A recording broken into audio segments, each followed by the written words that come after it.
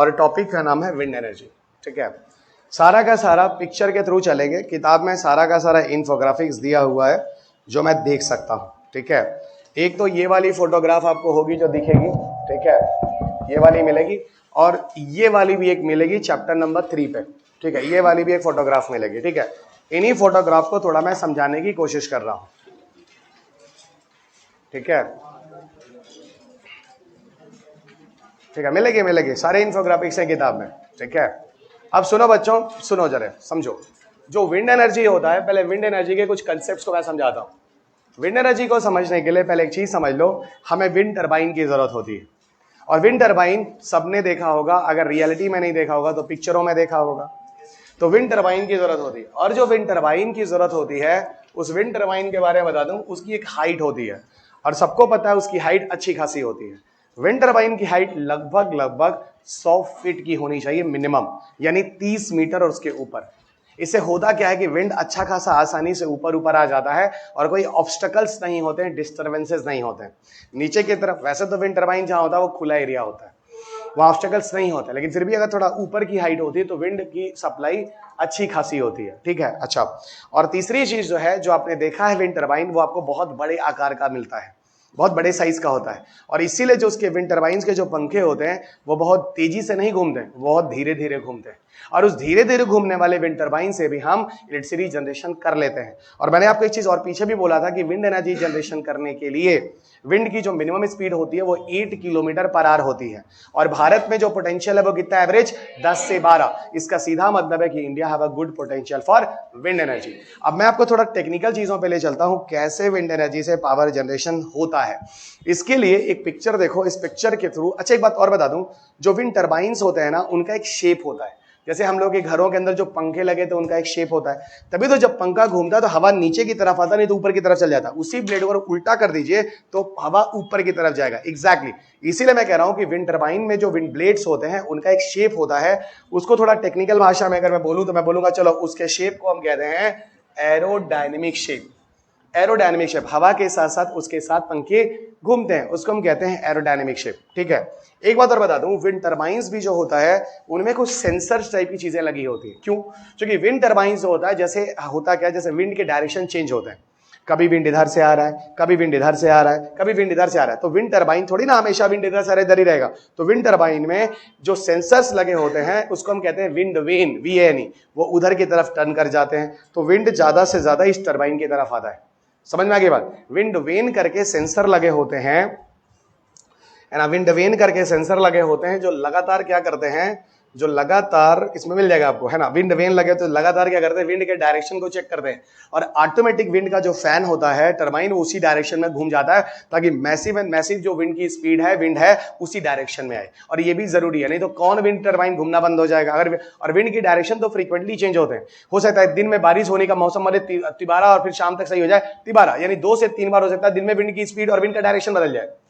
समझ रहे नहीं समझ रहे हो? तो ये चीजें सेट होती हैं। अब यहां पे हम लोग चलेंगे कि यहां पर पावर जनरेशन कैसे होता है। अच्छा सुनो, एक बात और बता दूं, जो पूरा सिस्टम है ना, जो पूरा सिस्टम है, इस पूरे सिस्टम को एक्चुअल में हम लोग टेक्निकल भाषा में नेस्ले बोलते हैं। क्या बोलते हैं? नेस्ले बोलते हैं। देखो, इस पूरे सिस्टम को हम लोग नेस्ले के नाम से जानते हैं। ठीक है, ठीक है, इस पूरे सिस्टम को हम लोग नेस्ले के नाम से जानते हैं। देखो इसमें होता क्या है, देखो ये एक्चुअल में ये आपको पता नहीं चलता, पूरा का पूरा कवर होता है। आपको क्या होगा कि स्टैंड दिखेगा, वहां दिखेगा कैसे टरबाइन लगा हुआ, उसमें पंखे लगे हुए, तो ये वाला जो एरिया जो है ना, ये पूरा का पूरा कवर होता है। इसको ऐसे में नेस्ले बोलते हैं, NACCE। होता क्या है, इस वाले से यहाँ देखो एक फैन लगा होता है, देखो फैन लगा हुआ है, फैन नहीं बोलना चाहिए, ब्लेड लगा हुआ है। ये देखो यहाँ पे दिख रहा है इस पिक्चर में कुल 3 ब्लेड लगे हुए हैं। ठीक है, ये पूरा स्टैंड है, ये टावर है, और नीचे यहाँ पर हमने क्या रख दिया, मान लो यहाँ पे हमने बैटरी रख दी है। देखना, यहां हमने नीचे बैटरी रख दी है। ठीक है, अच्छा, ये क्या, एक सैफ्ट है, यानी लोहे की रॉड है। सैफ्ट है यानी लोहे की रॉड है, पर लोहे की रॉड मत बोलो क्योंकि हम लोग टेक्निकल सब्जेक्ट पढ़ रहे हैं, तो सैफ्ट बोलो। और आगे वाले लोहे की रॉड, जैसे पंखा लगा हुआ है यानी फैन लगे हुए हैं, ठीक है, और ब्लेड लगे हुए हैं, और पीछे की तरफ एक और सैफ्ट है।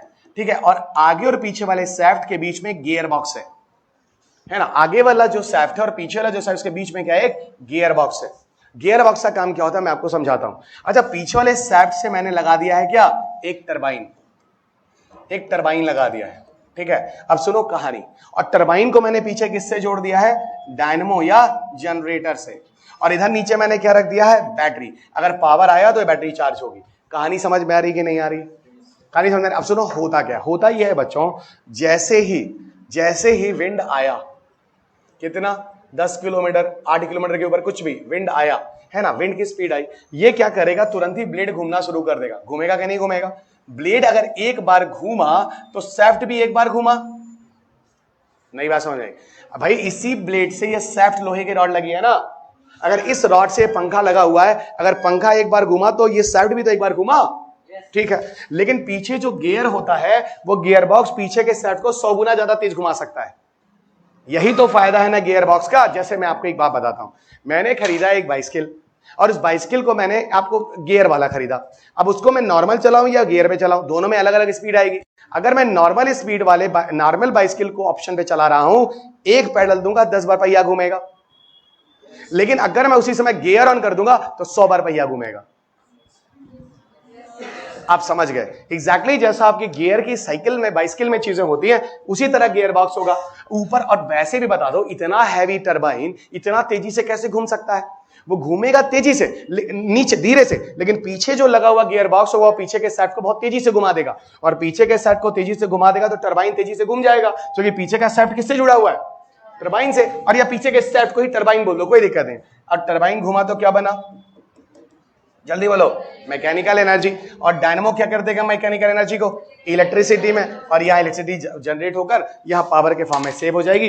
तो जब तक है विंड की स्पीड प्रॉपर, तब तक है इलेक्ट्रिसिटी चार्ज। अब इसी इलेक्ट्रिसिटी को अगल बगल के गांव में या कोस्टल एरियाज में, क्योंकि कोस्टल एरियाज में विंड की स्पीड ज्यादा मिलती है, वहां पे लोग उसको अगल बगल के एरियाज में यूज करेंगे। और सबसे ज्यादा power generation generally wind turbine से आपको कहां मिल रहा है? तमिलनाडु में। ये चीज मैंने आपको पीछे भी बोला था।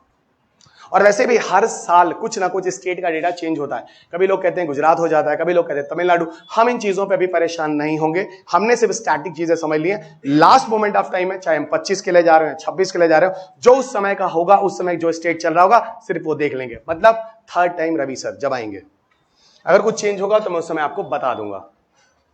Everybody clear? ठीक है, और आगे चलो बच्चों। ये पूरी कॉन्सेप्ट क्लियर है? सिर्फ समझना है, इसमें कुछ ना, कोई क्वेश्चन नहीं पूछा, मैं फिर बता रहा हूं। ठीक है, अब देखो यहां पे कुछ चीजें हैं जो फैक्चुअल डेटा लिखा गया। क्या? भारत में सबसे पहले 1986 में विंड टरबाइन लगाए गए थे। भारत में 3 ऐसे एरियाज में जहां विंड टरबाइन लगाए, क्योंकि आपके एग्जाम में ये सब जरूरी होता है, कुछ इंफॉर्मेशन। तो भारत में जहां जहां लगा था वो आपके सामने बच्चों। रत्नागिरी एरिया जो महाराष्ट्र में है, अगला ओखा है जो गुजरात में, सब कुछ बुक में दिया है, समय बर्बाद करने की जरूरत नहीं है। तूतीकोरिन जो है वो तमिलनाडु है। ठीक है, ये पूरा का पूरा जगह। और तमिलनाडु जो है वो लीडिंग स्टेट है। फिलहाल स्टेट वाइज ये डेटा बदलता है, उस पर आप परेशान नहीं होंगे। पहली बार जो था वो तो हमेशा पहली बार रहेगा ना। और ये रहा, फिर मैं अंत में बता दूं, ये मेरे कोर्सेज हैं जो आपको पूर्वांचल इस एप्लीकेशन में मिल जाएंगे। 7th एडिशन की बुक है, इंग्लिश हिंदी दोनों में है। बाइलिंगुअल कोर्स लेकर आया हूं, जिससे आप में से किसी भी मीडियम का कोई भी बच्चा हो, किताब को अपने सामने रखकर पूरे कोर्स को खत्म कर ले। कोर्स की जो प्राइस है 9999 है, एक्सक्लूसिव जीएसटी है। इसके बाद आपको इसमें जीएसटी भी देना होगा। ये पूरा कोर्स आपको अवेलेबल होगा। अगर कोई दिक्कत है किसी तरह का तो दिए गए नंबर पर संपर्क कर लें। और मैं चाहता हूं कि आप किताब भी पढ़ें। मैं चाहता हूं अगर 15 क्वेश्चन आप लगाते हैं तो 10 प्लस हर किसी का सही हो। और मैं प्रॉमिस करता हूं कि क्वेश्चन इस बुक के बाहर नहीं जाएगा।